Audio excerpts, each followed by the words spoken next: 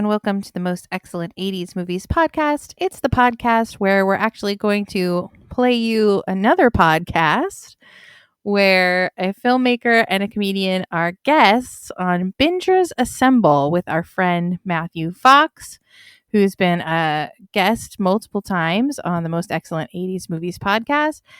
We are actually guesting with him on this one for Bingers Assemble, Indiana Jones, and the Last Crusade. So we thought we would just do a little crossover for you and offer you this episode of our thoughts on Indiana Jones and the Last Crusade. Have you ever wondered what happened to the Holy Grail? Have you ever wondered who's a better lover, Harrison Ford or Sean Connery? Have you ever wondered what happens when you get a number of people who absolutely love the 80s and get them talking about one of the best 80s action movies, Dr. Henry Jones Jr. and his name is actually Indiana Jones, even though we'll talk about that in a minute. Anyway, it's Bingers Assemble, and it's the absolutely awesome 80s podcast that I've just completely misnamed, but they'll fix for me, with myself, Nathan Blackwell, Krissy Lenz. I'm Matthew Fox, and soon we have some commercial sponsors that hopefully aren't selling anything to do with snakes. Right back.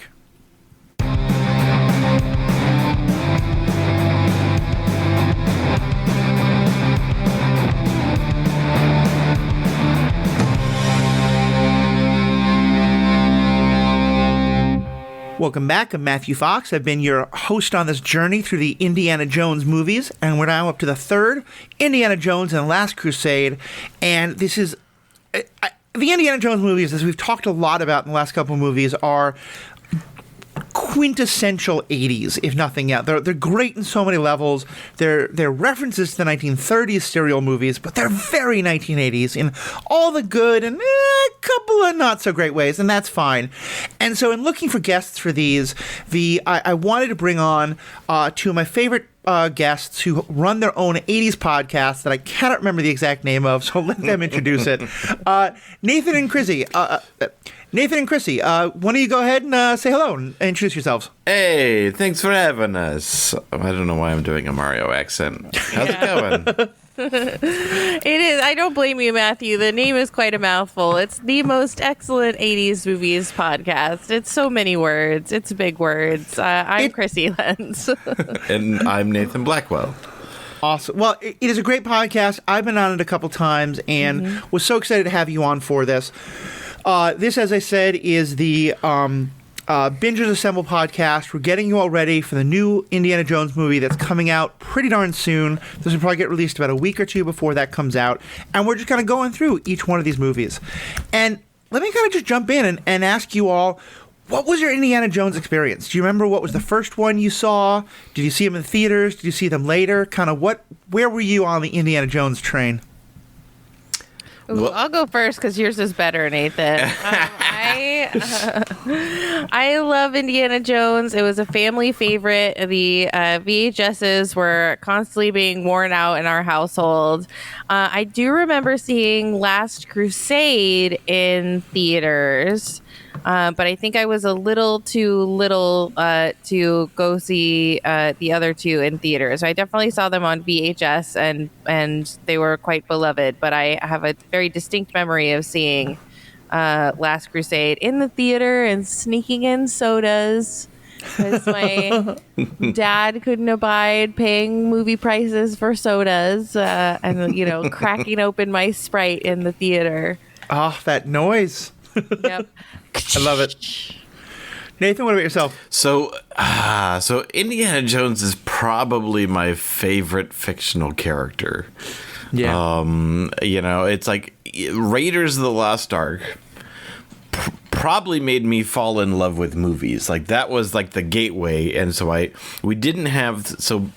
I was still very young, and we didn't have a VCR, not for years, and so I would just listen to the soundtrack and try to remember all the different scenes and moments that I loved, and then would recreate some of those moments and like with like a Super 8 camera and little figurines. But for Indiana Jones and the Last Crusade, I definitely remember. I remember seeing Temple of Doom. I actually remember 2 points in Temple of Doom. I was waiting in line to get into the movie at the Cine Capri in Phoenix, and then I at the point that Last Crusade was out, I was about 13. I was in. It was actually the last day of 6th grade. And summer vacation just went out. And my mom took me and my friend Gabe Burnham to the theater. And then I remember just the anticipation and the excitement, and also leaving a school like it was our last day at that school. I just remember. There's not a lot of moments that are kind of like these watershed moments that you remember way back like 20, 30 years ago, but that was one of them. And so.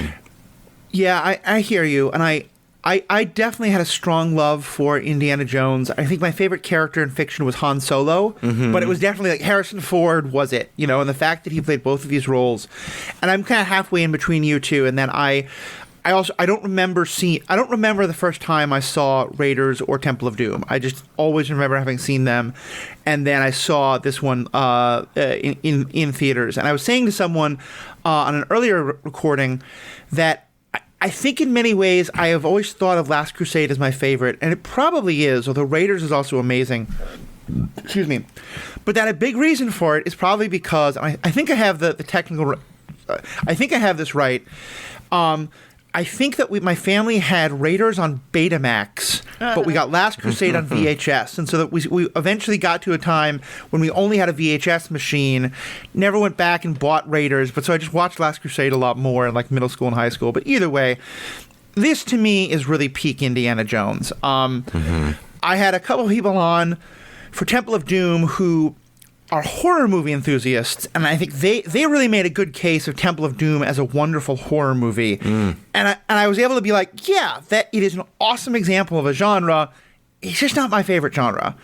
And to me, this is back in the archaeological /adventure /quippiness, and plus Nazi's the bad guy that just, it hits all the things I love most about Indiana Jones. Yeah. Well, there's a lot of similarities between Last Crusade and Raiders. Not only are they in the desert, but I mean, you can kind of see a little more of the DNA. Like, there's a secret DNA to Indiana Jones movies is that Spielberg and Lucas wanted to do their own version of James Bond. Yeah.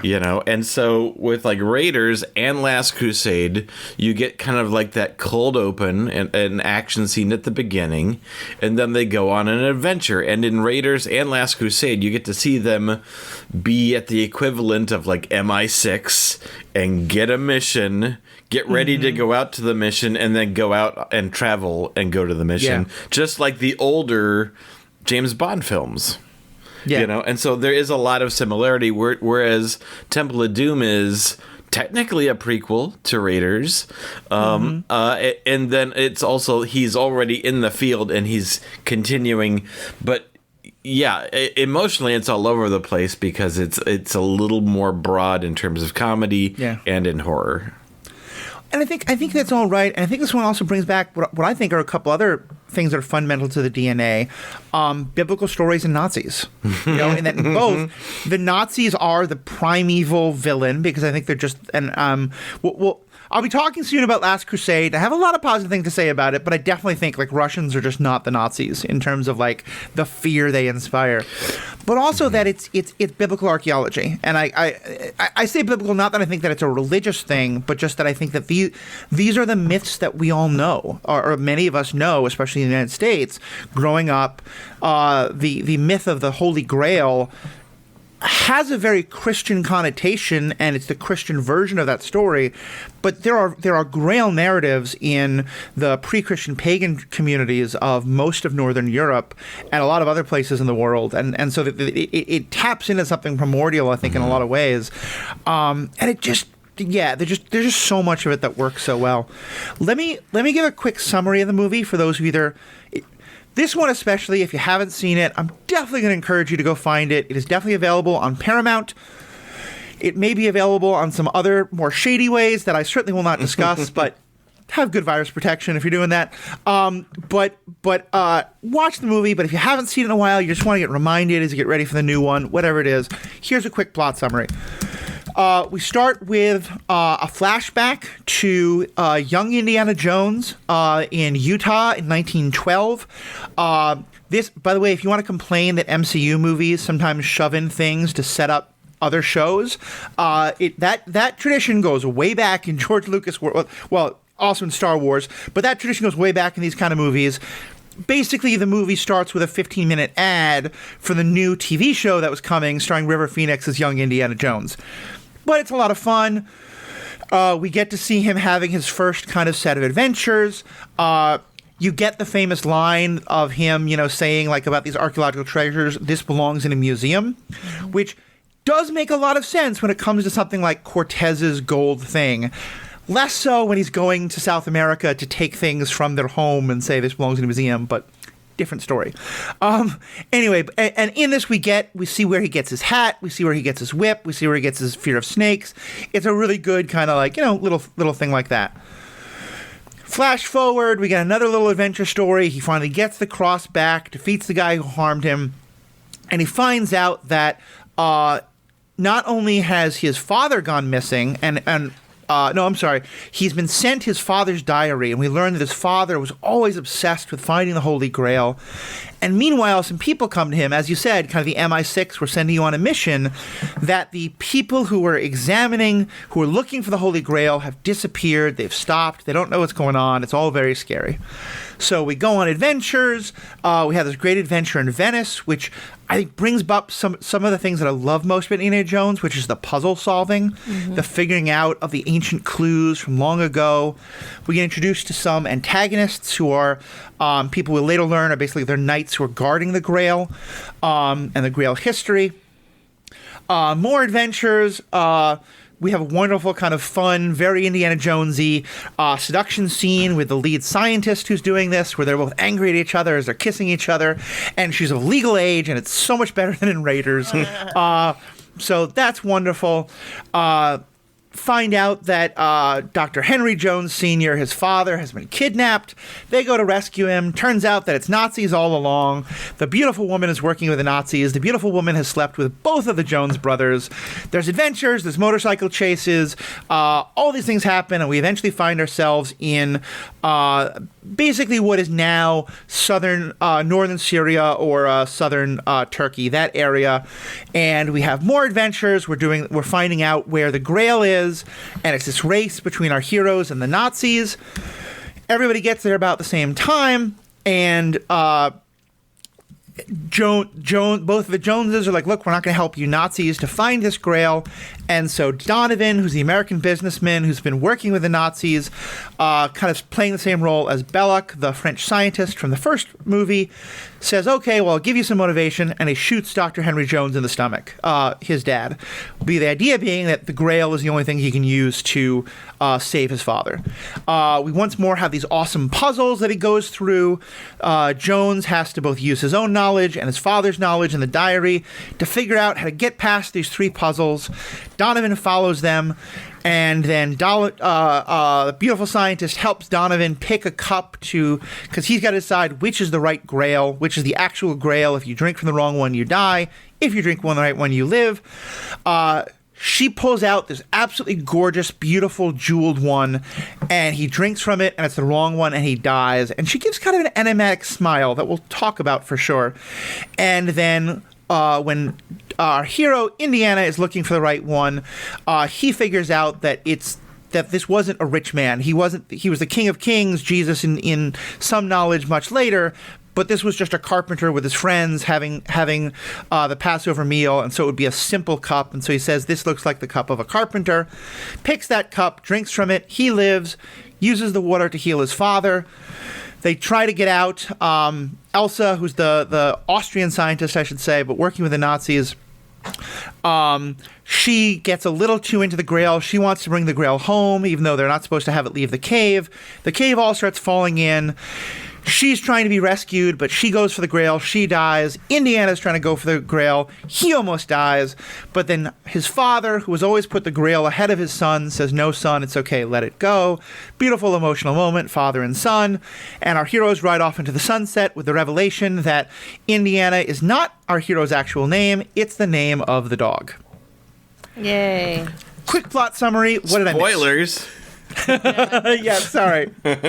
Spoiler warning for a movie that's older than probably most of our audience. Yes. Yeah. What did I miss? Did I miss any big plot points?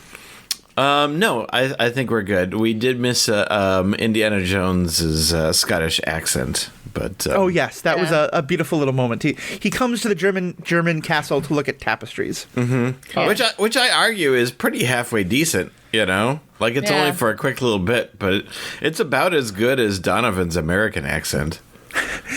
I know that there's a good deal of improvising that Harrison Ford does on screen that Lucas and Spielberg will wind up putting in. I kind of wonder if they heard him like making fun of Sean Connery's accent. And that's where they got Right. this idea. I don't think that they actually do much improvising, or at least Harrison Ford, but what he does, I think he's well known, is that he brings a lot of ideas to it. And so it's like you might have a bunch of plans, but he comes up with like, oh, well, what if we do this? What if we do this? What if we do this? You know? Yeah, improvising is the wrong word. It's not planned. It's just that he's like, look, I'm too drunk or hungover. Can I just shoot this guy? And it works well. So what are the things, just kind of at the top, what are the things you really like about this movie? I love the humor of it. There's so many funny moments. There's so many moments where Indiana Jones is like dealing with his father and his father not understanding these adventures, not understanding that there's all these people trying to kill Indiana Jones and chase Indiana Jones and shoot Indiana Jones. So I love all the moments where Henry Jones Sr. is like, what did you do? I can't believe what you just did. They're trying to kill us. Which I mean, happens to me all the time. I think so. I actually kept track of how many people Indiana Jones killed, and then how many people his dad killed, and they're pretty much on par. Like I think his dad actually killed more people in the end. Wow, what? Because That he doesn't blew up make a whole sense. he blew up a whole truck full of people with the tank. He did. Oh, He did okay. fire the tank. He made up for lost killing in that moment. But I did think my favorite Dr. Henry Jones Sr. Sean Connery murder moment was they're on a beach and they're being chased still by this one fighter plane, and just this like adorable old man does terribly homicidal things. He takes his umbrella and starts scaring this flock of geese, causing, or whatever bird it is, causing all those birds to fly up and get caught and kill a lot of the birds, to be clear, and cause the plane to crash.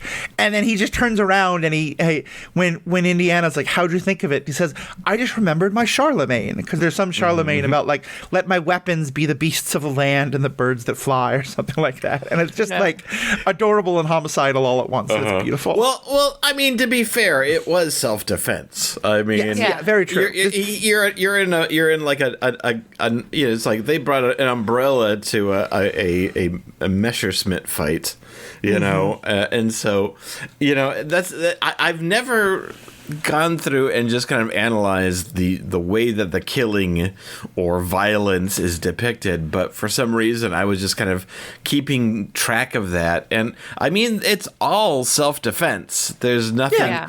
And I think again, I just kind of thought about the comparisons to James Bond. Like there's moments where they kind of brush up against him being a little bit of a skirt chaser, you know, and they've done that in Raiders, also with like some of the deleted scenes, and it just never felt right. Like the times, you know, the times that they wanted to go a little more James Bond, they realized it's not really Indiana Jones. Like James Bond does like preemptively kill people, you know.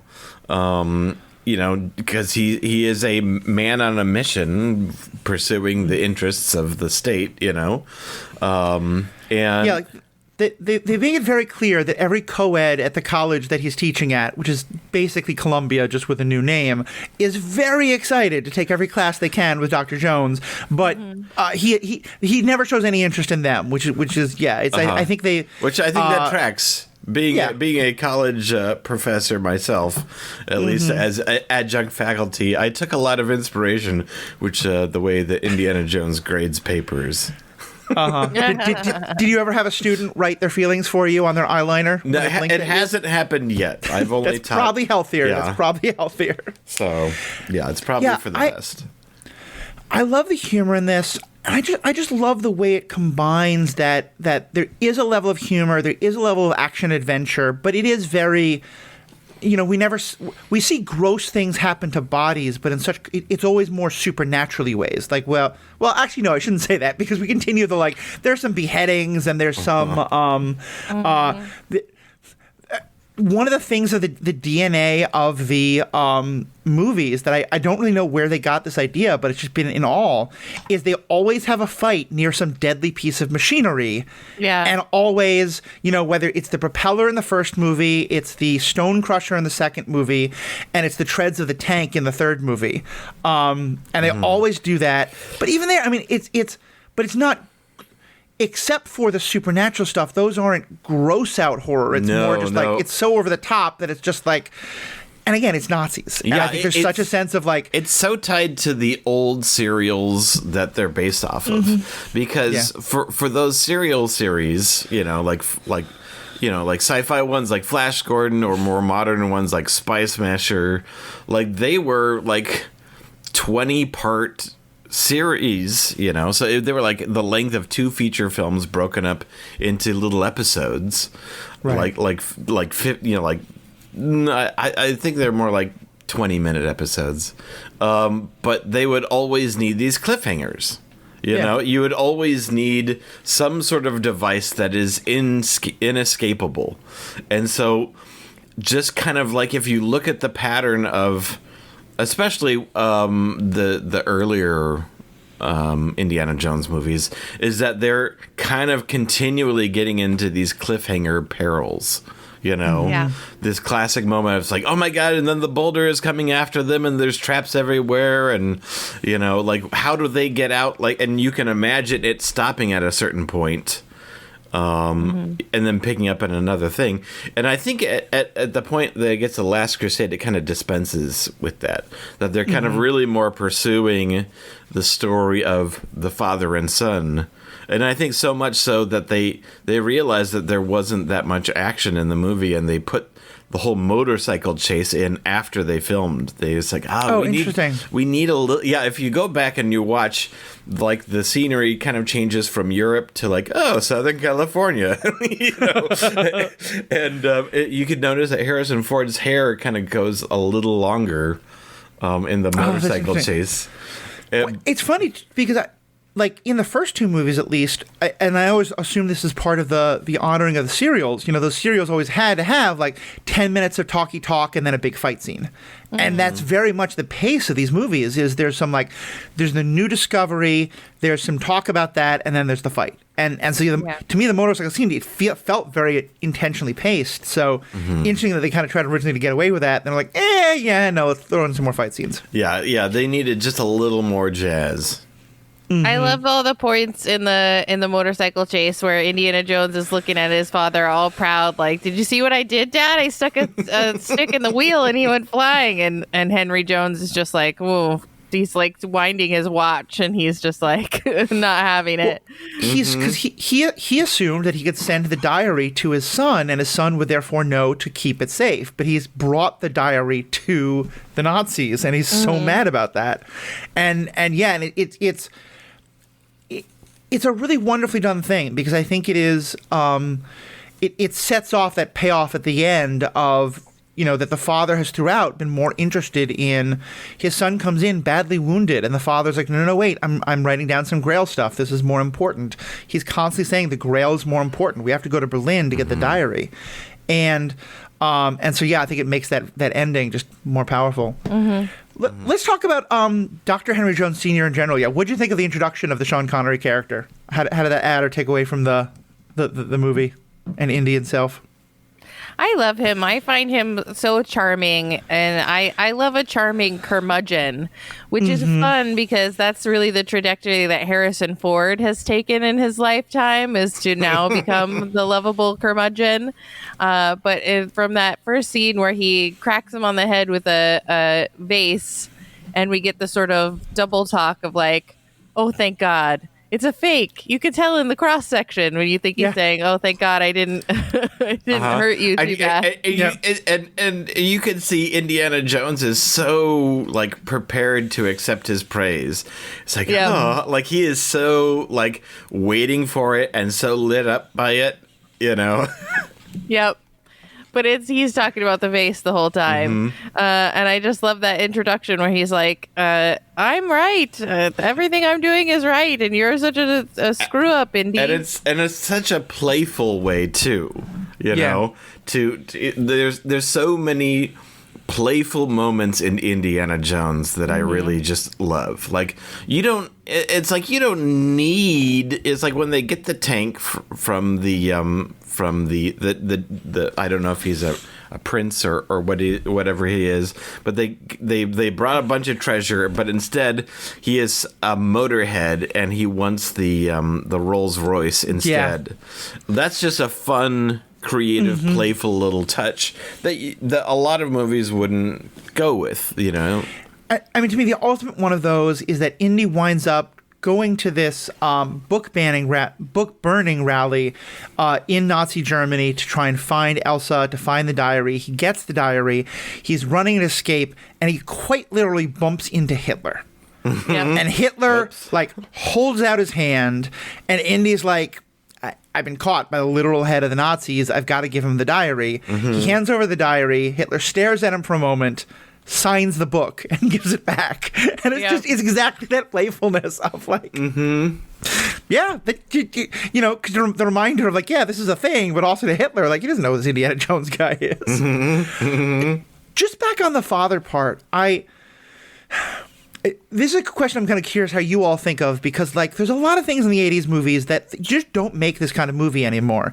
And there's some ways in which, you know, these movies haven't aged the best, and I'm glad for some of the changes that happen in movies today. Like, for example, I think that if you made this movie today, you'd be much more aware of the fact that what Sean Connery is doing is horribly traumatic and really terrible fatherhood.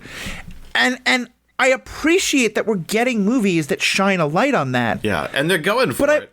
Yeah. But I'm also really glad that this movie doesn't. Like, this movie is just like, no, he had a jerk of a father, and there's a nice redemption moment at the end, but really, we're just going to have fun with it. We're not going to make this actually about family trauma. We're not going to make this actually about, you know, all of you who've had a hard relationship with your father, you know, you're going to sit in the trauma of this. Like, it was pleasant for me to remember, like, no, you know, sometimes that can just be the running joke. And, like, I'm glad we talk about it, that it's more than just a joke today, but I'm also really glad that we have these movies, too.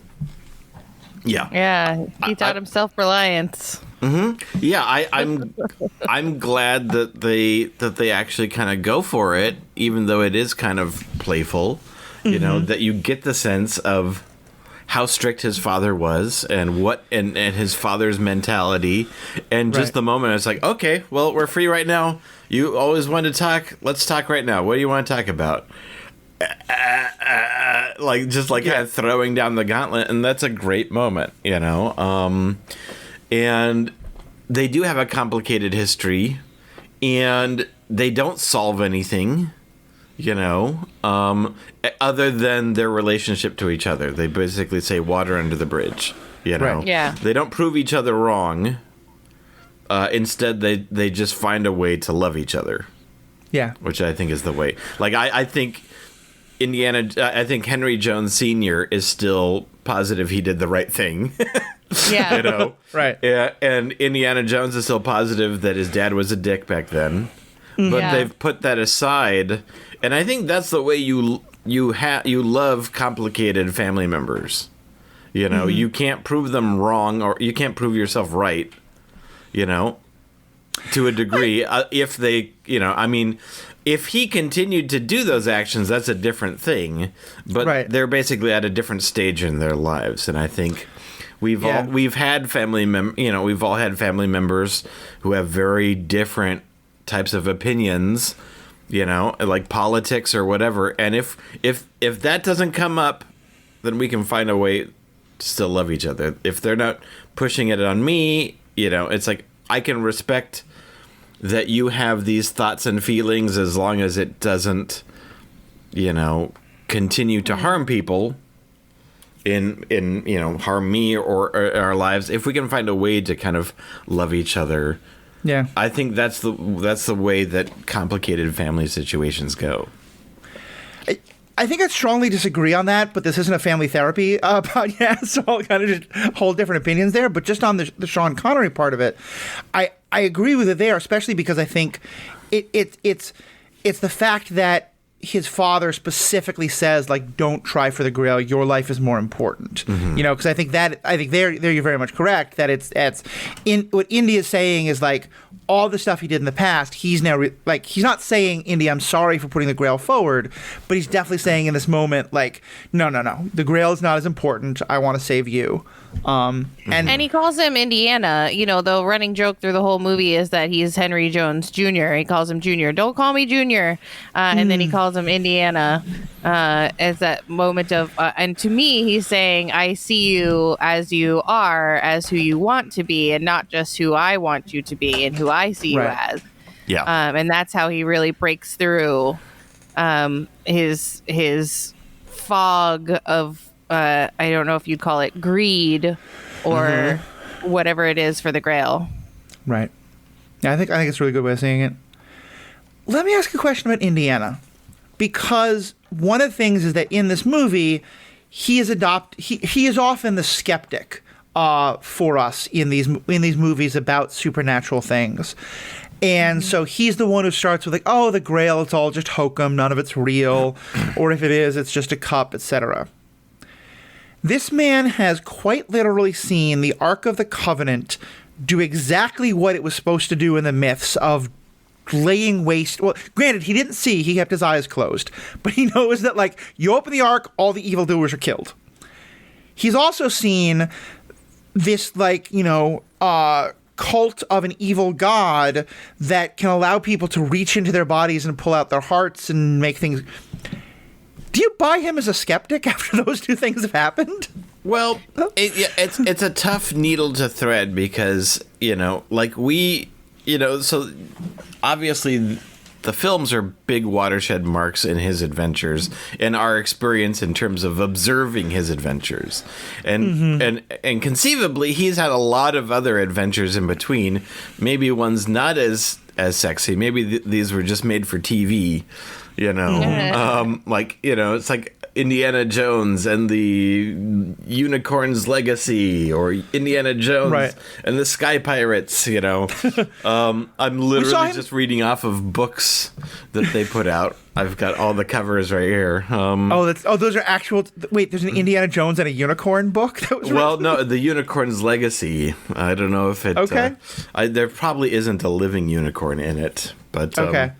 Well, in the movies, we get the Cross of Cortez or Coronado, and we do get like the South American thing. There's all these traps that are human made, but there's nothing supernatural there. So, so I guess to play, maybe not devil's advocate, but just to kind of like to give them a little like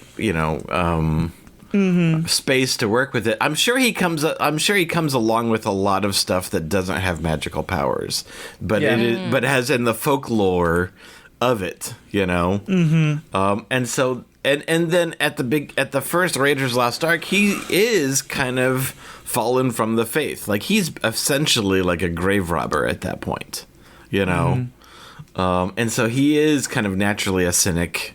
And kind of that Humphrey Bogart character of like, I'm a little jaded of everything, and so he is the one to kind of. But I also feel like where, Indiana Jones is like, they're going through Henry Sr.'s disheveled house, and he's like to Brody, Do you think the Grail actually exists, Brody? Yeah. And I think that little part of him is concerned that this thing might actually be real. Yeah. But yeah, it's a tough one because it's like the worst situation is that he would automatically believe at the beginning, you know? Yeah. Right. And you can't have that. But yeah, I would have liked it if either Brody or Sallah, had been like, you remember the Ark was real, right? Right. Just that little poking.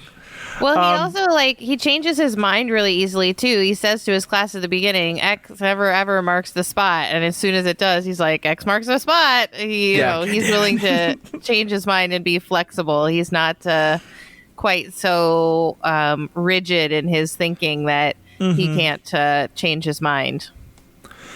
I have to say, I thought that scene in the Italian Museum in Venice was just peak Indiana. Like that and the puzzles at the end are just... I like a fight scene, not as much as a lot of others, and especially I think I like 1980s fight scenes a lot more than the super CGI'd stuff we get now.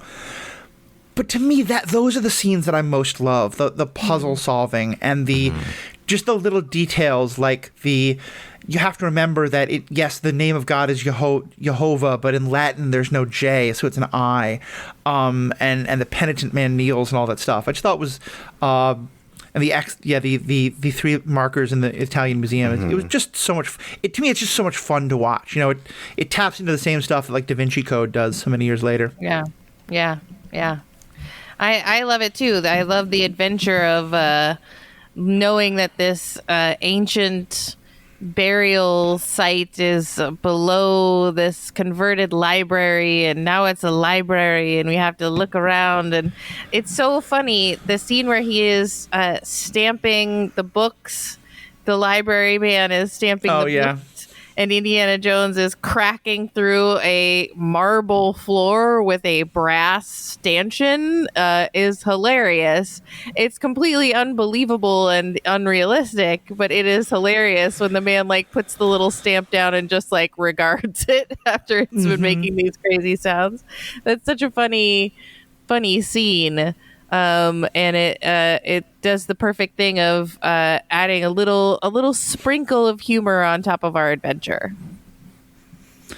And it also just shows just who Indy is. That earlier you had his father, or later you have his father getting so upset that he might have broken this vase while attacking what he thought was someone was going to come in to kill him. And here, this isn't a marble floor that was made 30 years ago. Clearly, this floor has a strong historical relevance as well. And he's like, well, there's a slight chance that what I'm looking for is beneath it. Let's just crack this floor right now with all the library staff around us. No one's going to come bother us, of course. We're Americans. We're fine. It was hilarious to me. Just the idea that brass stanchion wouldn't just bend. Yeah. Well, we love an outlaw. We love a gunslinger. And so it's he knows the quest is more important than archaeological preservation. And so we love it when he kind of goes off-road and has to do these things. Yep. Yeah, it's so true. Let's talk briefly about the villains that we get, because we have three kind of main villains. We have Donovan, who's the American businessman who's working with the Nazis, but he very much like Belloc in that first movie, he doesn't care about the Nazi ideology. He just wants the eternal life. He wants the Grail. We have Ilsa, who's kind of she does care about the Grail. She doesn't really believe in the Nazis, but she's willing to work with them because she wants it for the fame and the fortune and all that, and also just because she believes in the studies, but she's willing to cut in a corner. And then the Nazi colonel, who's just, Naziing everywhere and chewing as much scenery as he possibly can in the most Nazi ways. Yeah. What do you think of our trio of villains? I definitely liked Ilsa. She's kind of like Belloc was. She's a dark version of what Indiana Jones is. It's what she is willing to do, and ultimately, she was, she didn't have her dad to save her at the end. She was willing to do very dark stuff in terms of collaborating with the Nazis. And put other people in danger or death. She's totally willing to let Donovan die, which, honestly, that wasn't so bad he kind of had to go. Just quick interruption. So do you think she intentionally chose the wrong cup? Yeah, I do. 100%. 100%. Yeah, that's my thought too. Yeah. But yeah, unlike Indiana Jones, she was tempted by the treasure to her own death because Ilsa couldn't let it go. Yeah. And we see little moments of her, like she's crying as they're burning the books. Like she has tears in her eyes as the books are being burned. And she's, very like defensive of like her connection to the Nazis. But still, it's like, but you're still there. So your little crocodile tears aren't that impressive. But it's meant to show us that she has a depth other than she's not just a Nazi. Whereas Donovan is like stone cold. Yeah, exactly. Yeah. Like he is full on, just willing. He is tempted by the Grail itself, and that's so. We talked about kind of like these, like the Ark of the Covenant and the Holy Grail. I guess the like these Christian symbols. One of the advantage we get is that we're familiar with what they do, like the Holy Grail is supposed to allow you to live forever or whatever, Yeah, as like, long as you don't leave the house. Yeah, exactly. And so not only is it like, and it's tough with like the Shankara stones, you almost had to make it more about the children than the artifact, you know? And so we get some extra mileage actually knowing what their significance is. And in this movie, there's a lot of mileage out of the quest for immortality, the quest for, the glory of what it represents. Yeah. Yeah, I like the way you put that because it kind of shows these three different approaches. That Donovan just wants the thing purely for the thing. Mm-hmm. The Nazi colonel wants it for, the power that it gives to Hitler and Hitler's armies and all Hitler's this kind glory, of thing. Yeah. And Ilsa, as you said, wants it for the archaeology and for the there's a great moment in the second movie that I'd forgotten because I hadn't watched it anywhere near as many as the others, where they're going to look for the Shankara stones, as you say, and the villagers have asked them to go help the children, and Indy says he's going for fortune and glory. Mm-hmm. And it's a really powerful moment because of like over the course of the movie, he's like, no, he has to kind of be convinced to rescue the children. And he does get convinced, but I think, like Ilsa and Indiana Jones at the start of the second movie, I think have a lot in common. And I like what you said there about him being like the dark version of that. Mm-hmm. And to me, what I always thought was so powerful, because at first it might seem weird that Indy is like, no, Ilsa, don't do it. It's not worth it. And then immediately he tries it. I think that he has a fourth motivation from the three of them, which is one of the things, as we see throughout the movie, is he just wants his father's love and his approval. He wants his father to be proud of him. Mm-hmm. And I think so for him, it's that moment of like, that it's his father catching him, his father watching this. And so he has this one moment of like, can I finally make Dad happy? Mm-hmm. And then maybe Dad will get to start noticing me. And now I'm psychoanalyzing it the way it would in a modern movie, but my point. But yeah, it's really, I love that analysis. It really shows like all these different views they have of it. Yeah, it's lovely. Any other kind of big themes in the movie before we're going to get into kind of like low points and high points to close out? But any other kind of like big themes or characters you wanted to talk about? I think it's like the soldiers of the cruciform sword or the protectors of the Grail are everywhere. They're in Venice. They're in the Middle East. They're like guarding every single outpost of the Grail. I like the idea that these guys are in on the secret. They know the whole thing, and they're just like sitting at cafes waiting for someone to slip underneath the library. And it's like, oh shoot, guys, it's time. All of a sudden, they remind me a lot of, and I think this is intentional in the later movie. The soldier, the guy who is the descendant of the original people who put the mummy in the tomb in the movie The Mummy. Yeah, and I think like visually he looks an awful lot like these guys, and I think that was intentional because it's that same. Him and his whole group are very much this, and it's nice too, and I think this is also very much a thing of the serials. Is it brings in yet another antagonist. But like, so now we have the actual antagonists, the Nazis and them, and here we have the people who are they kind of validate our heroes, because it's only when they realize that the hero's intentions are pure that they're like, okay, we're on your side now. Yeah, now we'll help you. Why do you seek the cup of Christ? Is it for his glory or for yours? I came to find my father. Oh, okay. Well, in that case, here's where he is. Yep. Mm-hmm. Yeah. I found myself asking as I was watching, I was like, wait, how do they get to the Scottish castle? Like, how did they make the leap to the Scottish castle? And I completely forgot that the guy told him. And it's like, well, how did he know? Mm-hmm. How did the... Yep. And I was just watching it going, wait. It's an Austrian castle. What? He's using a Scottish accent. Yep. Right. You're right. But I was like, how did they get there? And it's like, oh, the guy from the boat told him. Mm-hmm. Oh, okay. Yeah. Cool. Sure. For sure. All right, so we kind of often wrap up the Bingers Assemble episodes with bottom shelf, top shelf. So bottom shelf, just were there any kind of particular moments that you didn't love, or little things that are like, that didn't age well, or just, that wasn't my favorite part of the movie?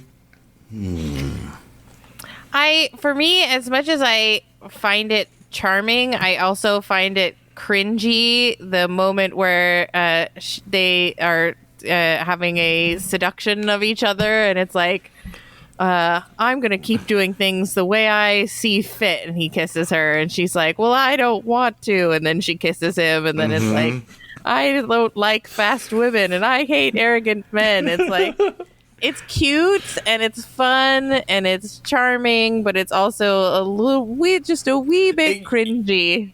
I feel the cringe is not so much like the 80s-ness of it, but like, it's weird to see Indiana Jones chasing tail, Yeah. like James Bond does. It's like, okay, yeah, that's a given, but it's like we've never seen Indiana Jones like really kind of chase after women until now. Yeah, it's very much like it's weird, but at least it's like, I think they're getting better. In the first movie, it's he falls again for this person who he basically ruined her life when he was much older, and they never say her age, but she says she was so maybe she was 18, maybe she's 17 or 16. Either way, she was much too young for him. Yeah.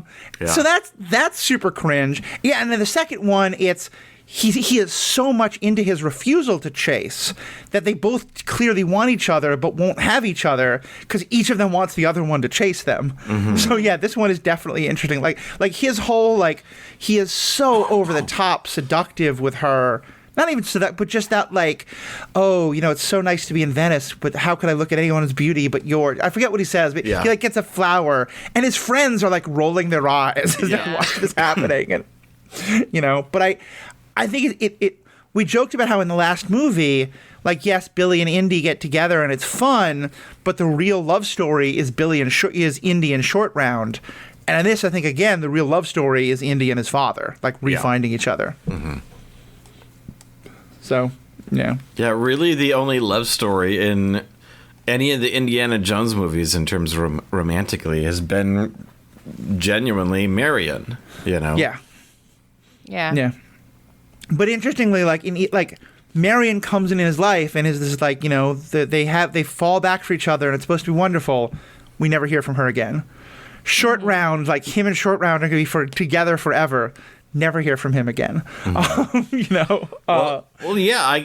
guess that's the tough thing again about the movies. It's like, it's like we have no. It's like, in my mind, they were, after Raiders of the Lost Ark, they were probably together for a while until they kind of broke up, Right. Because I feel like at that, where they were in their age then, they were always the kind of couple who were fighting. It was kind of passionate. They were both kind of similar, And very true. And by the time that Crystal Skull has kind of come up, they're much more mellow. Yeah, I think it's very true. It's very true. I don't think I really had any bottom shelf moments with this movie. It's like some of the CGI is very clearly green screened, but again, it's I love the Rancor. I don't mind that. I think I notice it because it's high def, and if I was watching it on the original definition, I probably wouldn't notice it. But it never really pulled me out. I just think this is yeah, there's some parts of it where I'm like, okay, if you made this movie today, I'd want to make it differently. But when I know it's a movie of its time, I think there are high points in Raiders that are better. But I also think there are there's no low points from this movie really for me. It's just a fun movie the whole ride. Mm-hmm. Yeah. Yeah, I think for me, I only have two low shelf quibbles, and one is the casting of Donovan. I don't felt like he ever really clicked for me. Like I felt, like there could have been, there could have been latitude for maybe another actor to pull that off a little better. He did fine, but do you think that maybe, I mean, as we talked about, we have 4 different antagonists now. Mm-hmm. We have the cruciform sword people, the Nazi, Elsa, and Donovan. Is that maybe one too many? Could you have maybe just combined Donovan and Elsa's character? I like that he gets betrayed by someone that he, immediately trusted. I like that there's that sort of like twisteroo. And I told plus you Ilsa, not to trust anyone. Yeah, plus Ilsa not being the top one in charge is that she gets to try to scramble up and that's true, yeah, claw up and do things behind their backs. Mm-hmm. And then my other, I guess, bottom shelf, and it's just super minor quibble. There's when the tank falls off the cliff, it really looks like a very small model. Like the scale is not very big. That scene doesn't those effects don't work for me. But that's it.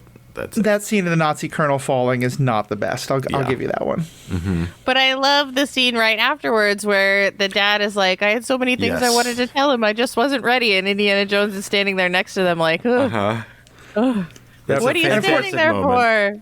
Yeah. And of course, he still doesn't tell him. He doesn't tell him any of those I love you too, son. Yep. Mm-hmm. Why are you resting when we're so near the end? It's so good. Mm-hmm. High shelf. What are some of your favorite moments from this that we haven't talked about yet? Oh, Marcus Brody, bringing him in as kind of a comedic foil is so good. His best line is it's like he's kind of like stumbling through the market. Someone offers him water and he goes like, "No, thank you, ma'am. Fish make love in it."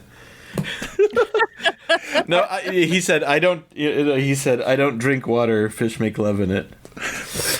I think my favorite line of his was when Indy's father, Henry Jones Sr., is like trying to find any way to, fight this Nazi who's grabbing him, and he winds up like shooting ink from his pen into the guy's eye so that he's distracted so he can beat him. And Brody is just so happy because he's proven that the pen is mightier than the sword, and he's just like, this is a person who's delighted by dad humor. He is just, but in the most academic, fun, like, I just know that I would love to have him as my professor because it would be 2 hours of boredom and 10 minutes of just utter hilarity that wasn't intended. But he's just so happy with himself when he does that. Yeah. And that's me when I make a bad joke. And so I loved that so much. Speaking of the dad jokes, I think one of my favorite moments is in the young Indiana Jones portion where River Phoenix comes running out of the tunnel and he's like, everyone's lost but me. It's such an Indiana Jones moment. I've always loved that moment and just thought it was so funny and clever and cute. And I love River Phoenix's performance. River Phoenix is such a magnetic person to watch that he's such a delight as Indiana Jones. Yeah, I think that's really true. I think when I saw it as a kid, I had this like, I don't know, for some reason I didn't want to like it. I just was like, I thought the TV show was going to be cheesy. It was like, why cast a new one? Rewatching it though, definitely, even by the time I was in high school, I was like, wait, this is really fun. This is it's a little paint by numbers and like, look, here's the whip and here's the hat and here's the fear of snakes. But it's also just, it works. And I like the idea of this kind of guy who's, he's not a Nazi. He's not the most evil. He's just he's gonna rob some graves and go after these things. And he recognizes Indy as being like a kid with a huge heart. He's like, have my hat. Yeah. That's a really fun way to have that kind of that bad guy at the beginning kind of be a mentor to Indiana Jones. And you can see that he cobbled together his identity as opposed to following off after his dad's footsteps, Yeah, because his dad is definitely not going on adventures. His dad is very much the purely book academic. Yeah. Thing. Yeah, I feel like Indiana Jones: The Last Crusade really did a great job of piecing together like how Indiana Jones became Indiana Jones, and so much of it, let's say as opposed to like showing like how Han Solo became Han Solo. I felt like they don't explain everything and they let you kind of piece together, make some of the connections. And it's also over the whole duration of the movie, Yeah. We don't learn we remember the dog, but we don't realize that we don't learn that Indiana was the dog until the very end of the movie, Yeah. And I think it's really important that, because Krissy, I'm so glad you reminded us that they have that moment where his father calls him by the name he wants. I think that moment isn't anywhere near as powerful if we've already gotten the joke about it, that it's the dog's name. It's that it's only after that Sean Connery's actor will be like, okay, yes, I acknowledge that's your name. It is our dog's name, though. We're going to say that, But it's that, again, it's making humor out of because it's making humor of the stuff that's not said that would be a lot sadder if you really thought about it. Because I think, like, when he says, I have a lot of fond memories of that dog, to me, part of what I hear about is, like, the dog's the one in the house I had fond memories of growing up dead. Like, that's the implication there. So, yeah. I'm trying to think, what are my other high shelf moments? I think we've hit most of them. The Hitler signing the book, I remember just thinking was so brilliant. Everything in that book banning scene. We get it in all the movies, but just the red dots and the flying across. Oh, yes. Just especially this one, just because you don't think about it. But yeah, in the 1930s, this is like not long after Lindbergh. Most people, you're not flying direct. So that idea that like you had to fly from the States to Europe, you had to have two stops in these small islands in the middle of the Atlantic Ocean. I love imagining the connections, of all the little stops. It's like there's minimum like 4 dots for travel. Yeah. Like I love it. Yeah. You have to go to Iceland and then go to like the island in like almost the Caribbean of Spain off the coast, the other direction. But yeah, tropics.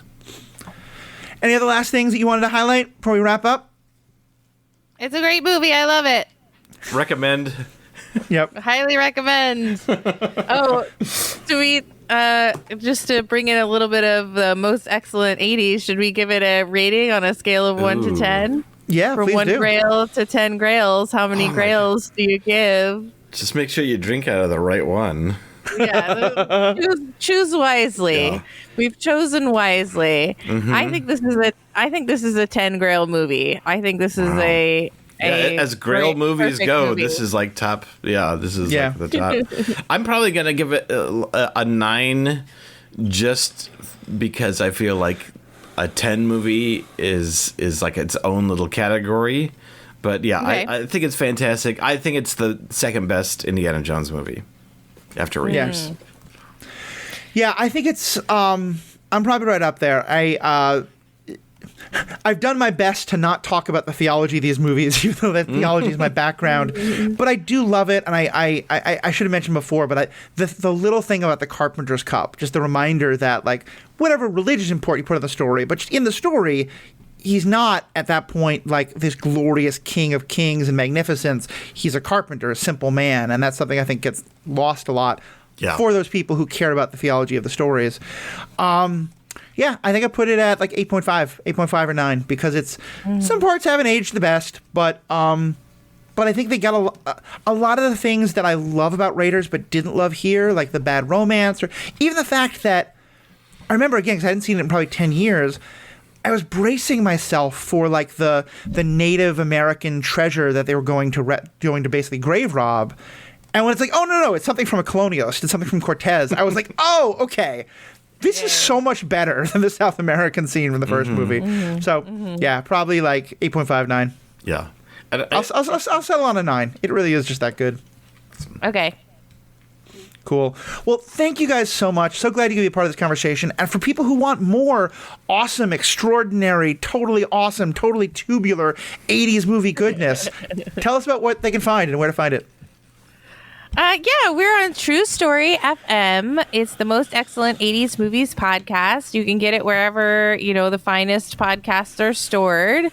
And we basically do what we've just done. We take movies from the 80s. We look at them now with our grown-up modern eyes and see what held up great, what didn't hold up great, and what we think about them now. All right, and tell us the name of it one more time so people can search for it. The most excellent 80s movies podcast. And speaking of more modern, most excellent movies, Mr. Blackwell, I believe there's a movie out there with your name on it. Yeah, that's right. I recently wrote and directed a independent feature film called The Last Movie Ever Made. It's going to be, it played at the Phoenix Film Festival in late March, early April. And then we're also playing at the Chattanooga Film Festival in June. But they also have an online portion to their film festival. So even if you're not in Chattanooga, which I won't be, you can actually, I don't know the dates in which it plays, but if you check out the Chattanooga Film Festival, it is possible to actually see it Awesome. online. And okay, and that's where they can find the link to it? Yeah. Okay. So it's the last movie ever made.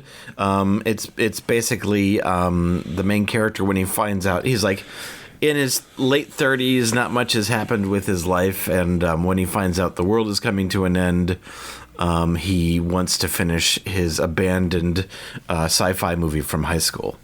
And so he kind of like gets together old friends he hasn't kept in contact with, including his estranged ex-wife, to kind of to make this movie before everything ends. Yeah, I was lucky enough to get to see an early version of it. It's a great movie. It's a lot of fun. Nathan, you really should be incredibly proud of what you put together there. And I definitely suggest if you're in the Chattanooga area, we do have some listeners in Tennessee, but you're anywhere you want to watch online, please do. And I'll include links to that and all the other links to follow Nathan and Krissy in the show notes. Of course, this is Bingers Assemble, where we do, when new stuff is coming out and you want to be able to hear about all the old ones without necessarily watching them, or just watch them and then talk to people who are as excited about them as you are. This is Bingers Assemble. It's part of the Stranded Panda Podcast Network. Lots of other great podcasts. The MCU cast, Star Trek cast, a lot of Animation Deliberation, which talks about the animated version of stuff we do. All sorts of great stuff like that. I, of course, am Matthew Fox, the Ethical Panda. On the Ethical Panda, you'll find my podcasts, including Superhero Ethics and Star Wars Universe Podcast. Check out all those great things. And most importantly, I hope you really look forward to the new Indiana Jones movie. We're looking forward to We Have Spoken. Bingers Assemble is a Stranded Panda podcast. For all of our podcasts and other geeky creative projects, go to strandedpanda.com.